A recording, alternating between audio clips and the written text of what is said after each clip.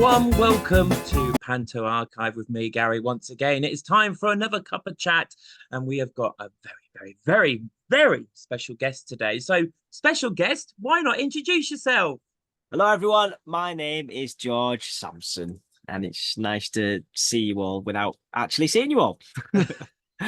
Oh, George, thank you so much for joining us today. How's it all going in general at the minute?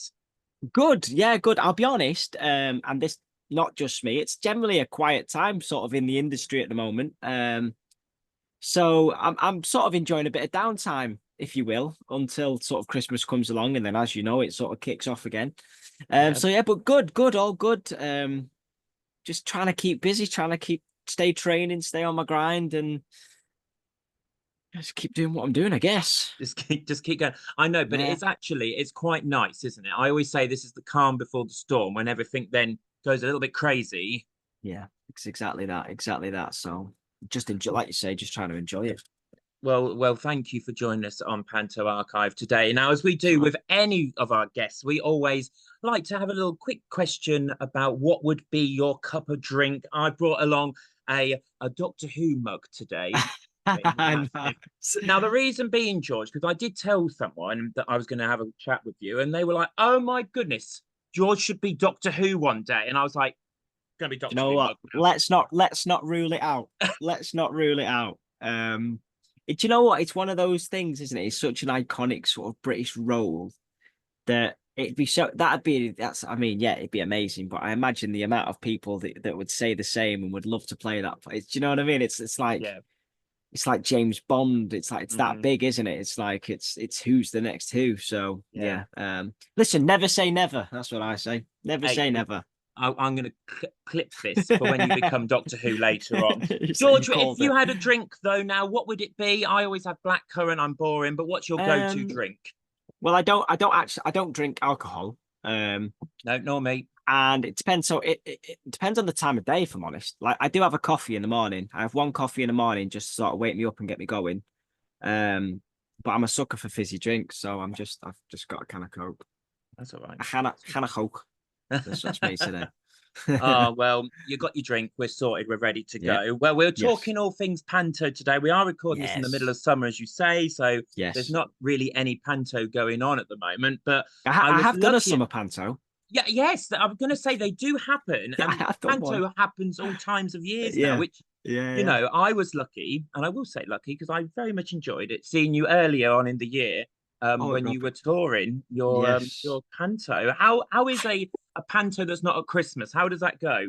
Do you know what? It is very different, but it's not. It's obviously, like, in terms of what you're doing on stage, it's not very different. Although you are changing because you're touring. The sets are usually a little bit smaller. Things are sort of condensed. And to be honest, depending on the production, you try and cram more Panto things in to the show that don't. But then also you have to take the Christmas element away from them. So trying to do 12 days of Panto rather than 12 days of Christmas, and trying to fit every routine that you can fit into a Panto. So it is a little bit different. And then obviously lifestyle wise, in terms of being on the tours, it's obviously very different. Because it's a lot more stressful. You know, Christmas, one place, one theatre, one dressing room. There's no drama. I mean, well, listen, there can be drama, but you're very lucky, George, if there's no drama, I tell you. Do you know, less at Christmas, but on tour, you're more likely to just, because you're catching people off guard, I think, off tour. It's a lot harder for everybody individually being on a tour. It's stressful. The traveling can sometimes, you know, people handle different situations differently, and different stresses get to people differently. So tour, I would say, and doing a tour at Easter especially, it's hard work. And I've done like musical tours and things like that, and even like them, I would say they can be difficult. But a Panto tour at Easter, there's nothing like it. It's nothing like it. A new show, a new venue every single day, constant. And then obviously as well, on top of that, if you've got kids in the show, new kids every day. So it's not even just doing the show. You've got to get in early, rehearse all the kids. Yeah, it was a graft. I'll be honest with you, it was a graft. But I had fun. Like, I love Panto. So and I'm gonna, for as long as I can, I will do Panto, because I love live theatre, and Panto sort of gives children their first experience of live theatre, and I love that, you know. And I love. I mean, I've seen. Oh, sorry, George. I've seen you a couple of times in tours, and you can tell that you enjoy it as well. I think that's a real nice thing to see on stage. Do you know what? I think as I've gotten older, I found that I generally enjoy performing more because I'm just more relaxed. I feel more relaxed in myself. I'm more confident in myself, not just as a dancer. I've always been a confident dancer, but as an actor as well. And I owe a lot of that to Panto. You know, just having the freedom to sort of not muck about. It's not mucking about, but having the freedom to sort of being able to play, being able to explore. You don't get that anywhere else other than Panto. And I just, for me personally, as an actor, the last couple of years especially, I feel like I've elevated sort of how I am as an actor. And I owe a lot of it to Panto. A lot of it comes down to that. I go into like auditions for films and tapes and stuff now, and I just feel so much more at ease with myself. And I definitely owe a lot of that to Panto. Yeah, it is. I think people, and we've spoken about this a lot on Cuppa Chat, I think people think that Panto is just something that, because it looks so silly, that we just make it up on stage. And it is actually a really hard discipline and a real good learner, as you say, of live theatre as well. You did Robin Hood. Was it this year? You did? Yeah, it was Robin Hood, I came to the one where you had a last-minute casting change that went on in Northampton, but we did it. We enjoyed it. You guys were brilliant still. There was a few casts where that was that was a weird one. That was a weird one. We had 4 Sheriff of Nottinghams throughout the entire thing. It was mental. But to be fair, as a performer in the show, it keeps it fresh. Like for us, it gave us that extra little something before going on, and it's new and it's stuff, and you feel sorry for the audience because you want them to enjoy it, and you think, oh, you know, especially if they've come to see a specific person in the show and they're not in it. And it's not, you know, it's not our fault, but it's not the audience's fault either. And sometimes there's drama or whatever happens. So you and all you can do really is just go out and do what you've got to do. So I think you came on a crazy. We had a bit of a lot went on in that. So a lot of chopping and changing and a lot of drama and. Not for me though. Like I don't get involved in any of the drama. I just listen. I like everybody. Yeah, good. I always make sure day one, whatever the Panto I do, I always walk in day one to rehearsals and I say hello to get to know, and I just let everyone know that listen, I am a bit of a hermit. I don't drink and I don't go out. So before you all do the let's go to the pub afterwards for a drink, I will not be there at all throughout. That's not me. That's just not what I do. I sit in, I stream of an evening. So I spend a lot of time at my setup and in my office and stuff. So I'm not that kind of person. So I just avoid drama. I'm very good at avoiding drama. And so for that reason, whenever there is drama, genuinely, I'm not involved. That's good. And that's good. And I don't want to go into drama, obviously, because we really enjoyed it. Me and my wife and my little girl, who was only just 1 at the time, had such a fantastic time, and she was clapping away. And that's what Panto is about. You were all brilliant in that show. And actually, the first time I saw you was also in Robin Hood when you did a tour with Enchanted as well. Oh yeah. Well, this actually, ironically, I've only ever done Robin Hood twice, so you've seen them both. Oh, there you go. Yeah, it's because I get like sort of I do certain roles, and I actually found as I've gotten older, those roles are sort of changing. It was always Jack and the Beanstalk. It was always the sort of male protagonist, young boy, male protagonist lead. So like Jack, I've done 10 times, many times, and so now as I've gotten older, I'm finding I'm doing more. Robin, I could get away with, but I'm doing more of the Prince roles. Dick Whittington at Christmas. This is the first time I've never done Dick Whittington before, so that's going to be new at Christmas as well. But yeah, Robin Hood I've done twice, and at first because I'd never seen it as Panto, I didn't know how it was going to work. I didn't know the story, what was involved in it. It's a good show. It's a good, and it works. It works if it's done right. And I did it with Enchanted. It was a couple of years back now. Yeah, that was quite a while ago now. It was younger George. Younger George. Yes, and probably a lot different to what Robin or how I did Robin this time round. And but it is a good show. It's very good. That was with Danny Harmer, wasn't it? It was with Danny Harmer and what else was in that? What's his name? I can't remember who your dame was, but you had some sort of. All I can remember. It was main things I saw. It was a wardrobe that just fell down in this one show in Wellingborough. Is that the show you saw? Yes. Oh, See, I'm at all these ones with all your drama. You catch up. That was the only time it happened. Yeah. And oh, so really? The Dame. Oh, what's his name? Oh, I can't think of his name. He's got a brilliant operatic voice. He's a very good singer, and got his Dame act together, and he is very good. But it was hard work. I remember him being like hard work to work with. He was quite a picky guy to work with. I never had any drama with him, but he had quite a lot going on with a lot of people. And I remember everything just sort of changed after the wardrobe fell. Kind of comes bumbling through the wardrobe and it collapsed on him behind. And you don't laugh. You're not supposed to laugh. Nobody laughed. And I remember that day so vividly because like just the sort of energy of the show and how everyone was with each other was just so much quiet afterwards. I mean, we had a lovely time from the front. Oh yeah, no, it was hilarious for us. We laugh about it now. Yeah. But I remember on the day thing because there's like you worry about people, don't you? No, yeah, of course it was a heavy piece of it was a heavy piece of set. It's yes. And I think he hurt his foot. I think he did have a sore foot. He was complaining about a sore foot for a few days afterwards. But he cracked on like a champion, finished the show, and he was great. Yeah, fair enough. And that's all you can ask for. And things are going to go wrong. Things are going to pressure on people, and things are going to change, as you say. George, one of the things that I wanted to speak to you about, because you've led the billing a lot of times now. Does that come with added pressure? Because everyone, let's be honest, and we're not blowing your own trumpet. Everyone knows who you are. So is that come with a bit of added pressure? Not for me, but I imagine it could do. I don't really care for playing the lead or like this year. I don't think I'm technically the lead. There's sort of two of us. And there was a weird conversation I had with the producer who kind of said, you're going to be playing Dick and Dick Whittington, and it's going to be great. And you're playing the lead role, a title role, and we're going to put you on the poster like this. And then there was another call afterwards, like, oh, actually, we're just going to modify the poster a bit so you're a bit smaller, and on the left, the same as. And it's like, is that a problem? Is that a problem? No, I don't care. I don't like. Yeah. It just doesn't bother me at all. I would love. I would love nothing more than just for everybody to have a good time, regardless of where that is. So yeah, I've led them, and I would do them where I don't lead them. Absolutely, like that doesn't change anything for me. Yeah. But then to be fair, I guess that Robin Hood you saw, I guess Danny Harmer was. I don't know whether I don't really think about the billing and that it doesn't really cross my mind at all.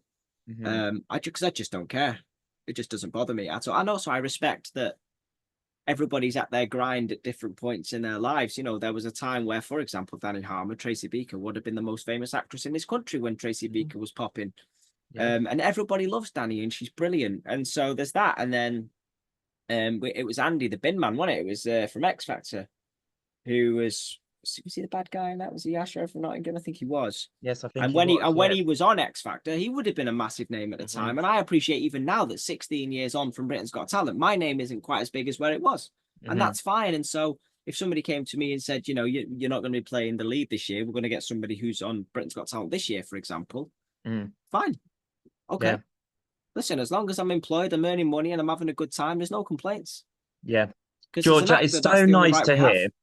So nice to hear, because you get some people that think that because they're not the top of the bill, or they don't want to do it, or they, it's so nice to hear, because you have worked hard, you have done so much live theatre, you say, not just Panto, you've done incredible telly work as well. I mean, I'm a big Waterloo Road fan, so I'm gonna just tick that little box there to say I've been talking to a Waterloo Road person today. But you know what I mean? It doesn't faze you. It comes across like. Just do you know what? For me, as long as, like I said, there's no drama, I can go in, I can do the job, I can have fun. The show's good. I always want to make sure the show's good and that I get a chance to sing and dance and act and do all of it. Yeah. Then, and the Wi-Fi is good at the digs. I'm not really bothered otherwise. You know what I mean? And even like dressing rooms, give me the smallest room in the corner. It doesn't. Yeah. It's just me. I usually have quite a simple outfit. The biggest part of my outfit is usually a pair of boots. I don't wear any makeup or nothing like that, so I don't even need the mirror. As long as I've got a plug for my phone and a chair to sit on, that's all I need. You're happy. Put me with anyone and everything. It doesn't bother me. And you learn over the years the more you do. And like I say, I've done pantos now where I've been paid this much and it's been massive, and we've broken records and records, and it's been amazing. But then I've also done pantos on small tours where we've performed at civic halls and assembly halls, and your changing room isn't even a changing room, it's somebody's office, and there's 7 of you crammed into a small space. Like, you just get on with it. I think you're only making a headache for yourself, really, aren't you? Do you know what I mean? You just got to crack on. Yeah, I agree. It's so nice to hear. So well done, George. Keep it up. George, tell me about what's your favorite panto though that you've performed in. Doesn't necessarily have to be where you were, it can be, but what's the favorite story that you like to play? It's a good question. Like I say, because my roles have changed as I've gotten older. I sort of am appreciating the sort of, not the less to do parts, but I'm enjoying, maybe it is the pressure, maybe it's having less pressure and seeing other people share that pressure. That's nice, having that sort of ensemble feeling. So I've been enjoying doing the Prince quite a bit. But then, to be honest, it doesn't really do much Princes. There's not much to the Prince. No. I always find that when I play a Prince, they always want to obviously rinse my talents and get me to do everything, which is nice. So I've sort of, my opinion on playing the Prince has changed completely since I've done it. Yeah. But the first panto I ever did, and it's one of them that I was so new to it. I would probably, I mean, I know I'd be so much better at it now, but because it was my first, because it was so grand, I played Peter Pan at the Derby Assembly Rooms at the time, and it was a PHA panto. And the assembly rooms actually got burnt down a couple of years later. It's not there anymore. They've changed venues. But I played Peter Pan, and it was just amazing. It was just like my first experience. I had a dance school in Warrington where I live at the time, and I had like 300 of the kids at the school all come and see me, and all my family, because it was so close and it was the first one. And then what PHA did really well was they really let me be George Samson. They gave me like they gave me the snapback cap that I used to wear all the time and just put a load of leaves on it and really Peter Panned it out. And I had Converse and it just looked really cool. And I remember like I used to fly out over the audience, and it was so big. It was so good. So that's definitely up there just because of that sort of memory of it being the first. And like we had this one show where I was in a harness and we're sort of flying around the bedroom, and my harness broke and everyone else's was fine. And it was my first entrance, and they were like, right, just do something. Just like half a harness on my back. I'm stood next to the wing as he's taking it off me, and I'm supposed to come on and fly. And all the lines were about me flying. And obviously, lucky for me, I can dance and I can trick. So I start flipping up the walls, and I run up a wall and I flip off it. I jumped on the fireplace and backflip. It was a health and safety nightmare. They really weren't happy with me doing it, but no, it looked like I could fly. Yeah. So that was the my stage manager's in the corner doing this. But absolutely, I mean, yeah, there was no risk assessment. But and that's like a massive memory for me because the audience loved it. But then also I did Jack and the Beanstalk a bit later on in life at Crew for Kudos with Cannon and Ball, and me and Bobby Ball, we go way back. We did a couple of series of Mount Pleasant together on Sky, and just being in the entertainment circuit doing shows in Blackpool when I was a kid. I've known Bobby a long time, and he was sort of like my TV granddad. Bobby, we were really close, and it was nice to sort of really do a show together, and we had the same management as well, which was nice. And so that was nice. We did, and I've never like this. Do you know what was amazing about it? It was they have such a huge fan base. I mean, bless Bobby. They have such a huge fan base that followed them everywhere. Yeah. Even now, so later on in their lives. And I remember just like there was this moment in the show where they came out and sang Together We'll Be Okay. And it just stopped the show. It just stopped the show. And I think like I just remember like we'd all stand in the wings and watch it and think that these two old blokes, bless them, so late on in their lives, still rocking this number and still shutting the show down for 3 minutes. It was like a movie every single night. And I remember it so vividly. And it made that show so special for me. And we had one night where Bobby was poorly, bless him. And he was taken to hospital. and Tommy was panicking a bit. He was sort of like, what we're going to do, because, you know, their whole double act. And in the end, the director said that I would do all of Bobby's bits. Oh, Bobby wasn't happy. Bobby wasn't happy about that, just because it's his, you know, it's his gig, and and I was never going to do it the same justice that Bobby was ever going to do it. And I remember he was so determined to get back, and this just shows his sort of strength as a person. When he was here with us, he came back for Act 2, like straight discharged himself from hospital. Yeah, he was poorly. He was poorly. But he discharged himself from hospital and just battled straight back to the theatre and got on for half 2 and finished the show. And it was just like, just remember being like just mesmerized by him. He was he was so good. And it's those sort of old school heads that have like led the line in pantos for years and years and years. And then you get to work with them and you get to see the standards they've set.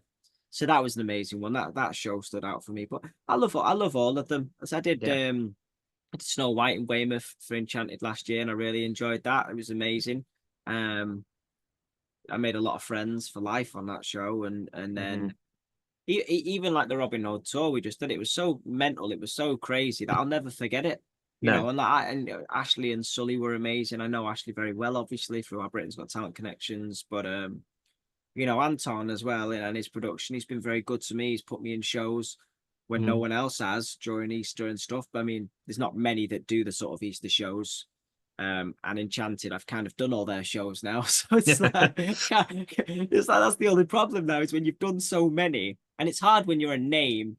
You know, if you're a Dame or if you're a comic, or you can do the same venue over and over and over and over and over. But as a name, you can't really. No. Once you've seen a name, it's nice to get a fresh new name, which is completely understandable. So yeah, Enchanted, I think I've done all but one of their venues, so I'm holding on to Dorking for when that happens. And then and like Anton, now I've done a lot of his venues, obviously with a tour and stuff. And to be fair to Anton, he gave me a lot of offers this Christmas. He did give me a lot of offers. But then that's interesting. Do you get to decide where you want to go? Because we've said before, I mean, when we spoke with Richard Cadell and Sooty, you know, they said that sometimes you don't get a choice. Do you get a bit of a choice at Christmas? I again, it sort of all depends. So like this time around, I think I got 6 offers this Christmas. So Anton had like 3 or 4 offers for me. And it's basically because it's the same show. So he's happy for me to be the prince in, I think it was like Cinderella or whatever. He had like 3 Cinderellas out there, and he needed a prince for all of them. I actually asked him on tour that I wanted to be a part of his Rill production, because I loved the theatre in Rill. It's close to Warrington. I can come home. I don't even need digs, you know, and it made it easy. But he was like, well, it depends on the show. It depends, like if we're doing, you know, Beauty and the Beast, it's not really a part for you, because I don't want you to play the bad guy, but then I also don't want you wearing a mask for the entire show, so, because you're a name. So it depends, all depends on the show and the part. So I do get a choice in a sense that Anton offered 3. There was a couple of companies that offered like in-house ones up and down the country, different various venues, and Portsmouth came to us as well.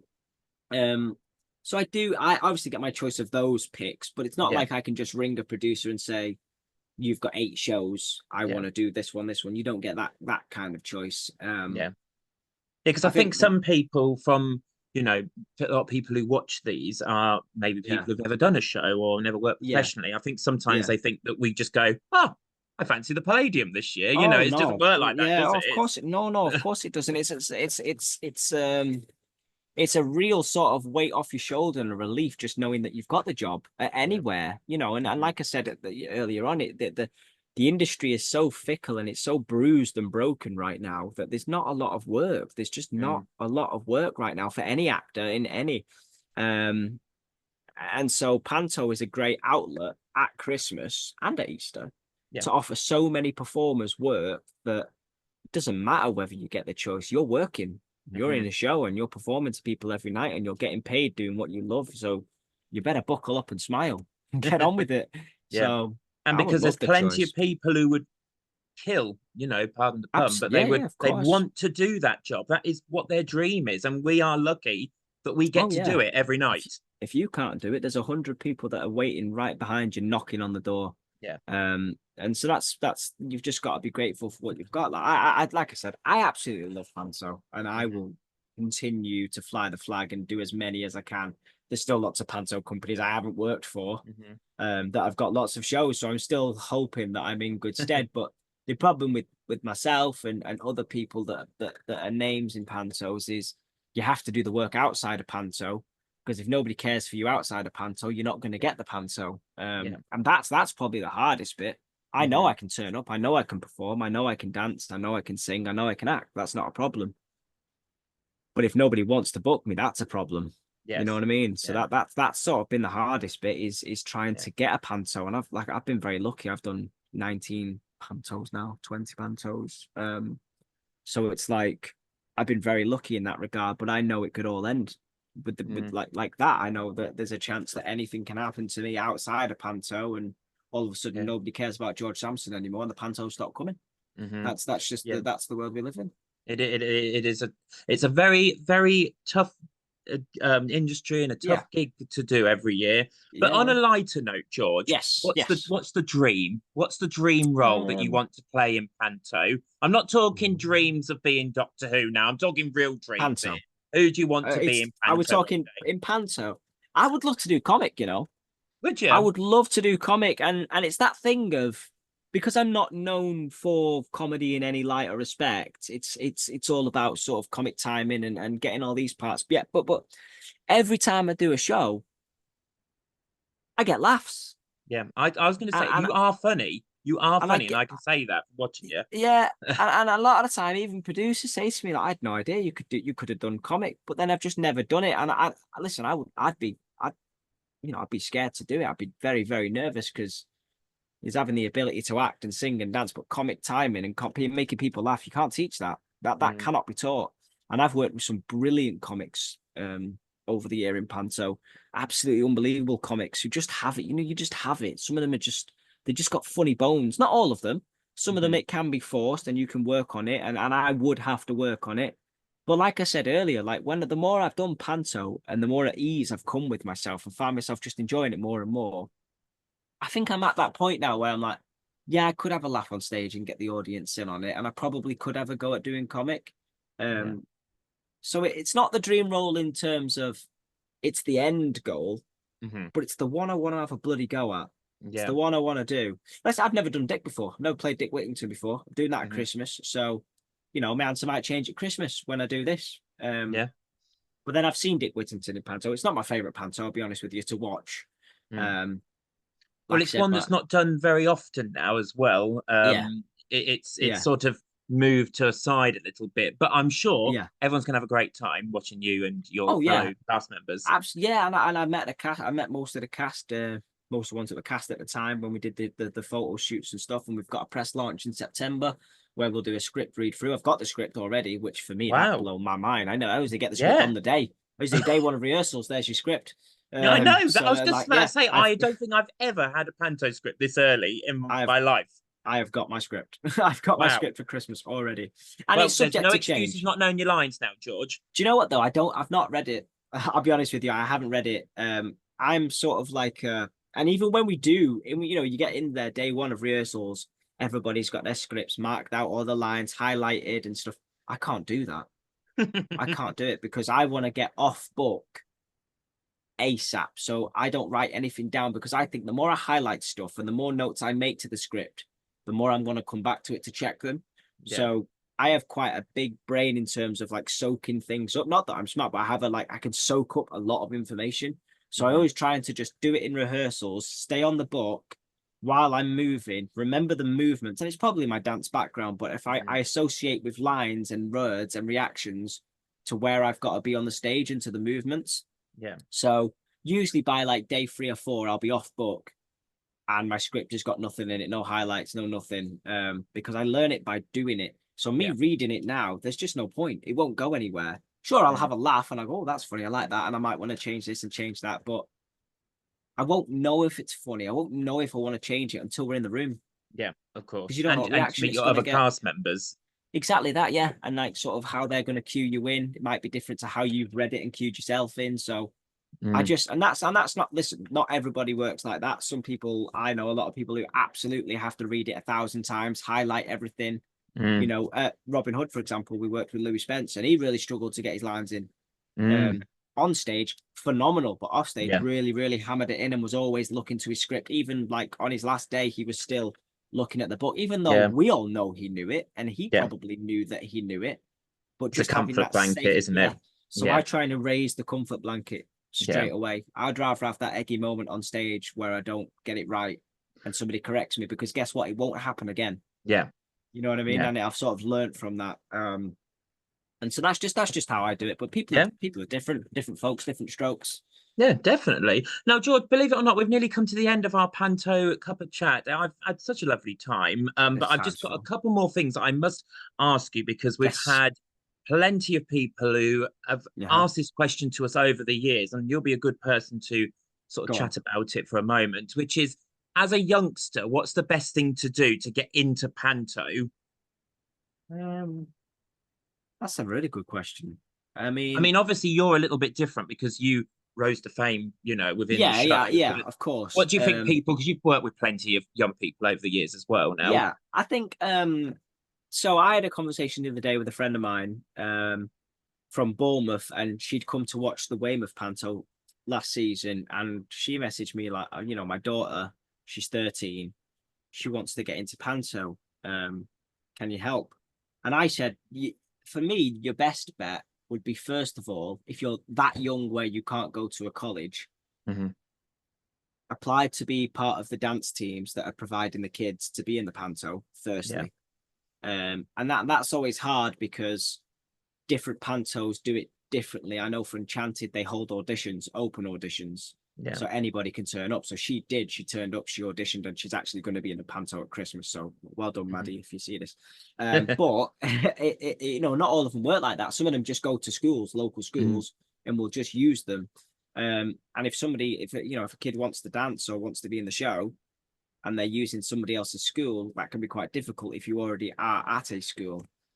So I would look around, shop around for Pantos that are holding auditions to be part of the youth teams. Try and get persistent with it. I did Clacton on Sea a couple of years back, and then I went back to Clacton on a tour the year later, and it was the same kids, and I recognized them, and they were all lovely, and it was great. So they're regulars, so they are known now within that theatre because they've been part of the youth teams over the years. And I've seen one of the youth teams who's done a lot of Enchanted shows was one of our senior dancers then in Panto at Weymouth, and our dance captain Ellie, and she was amazing. So that's sort of her way in, was coming through the ranks as a youth into the seniors and into the pro dancers. When you get to 14, 15, start considering colleges. You know, it's so weird. I didn't go to, you know, a performing arts college, but the majority of people, or a lot of people in the Pantos, come from college. A lot of them get an agent in their third year after their shows, and then will get seen for Pantos and go in that way. So really, just eye up what kind of performing arts college you want to go to, and if the opportunity for Panto comes up, absolutely take it. Take it. Don't disregard it. Don't even think about not doing it. There's no better job to be involved in terms of like being in a bubble and having a great time. There's nothing better than Panto. Nothing that I've done anyway. Here. I totally agree. George, thank you so much for joining us today. One final question is, if there's one Panto, I mean, you've done most of them, as you say, but is there one Panto you're still wanting to do? Is there a title that maybe you're like, go on, let me have a go at it?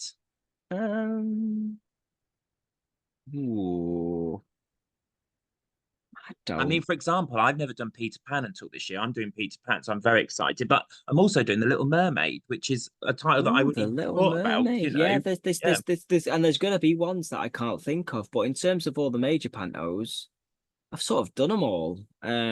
He's ticked the boxes. See, he's done it. Jack, Aladdin, Dick this Christmas. I'm going to have to say Dick Whittington, because it's the only one I've not done. There you go. And you're going to tick it this year. We're doing it. We're going to Portsmouth, so it's going to be great. Yeah, get your tickets now. Thank you, George, so much for joining us today. And don't forget, you can keep an eye on all the Panto lists, including George's ones, on the Panto Archive. Thank you very much, George.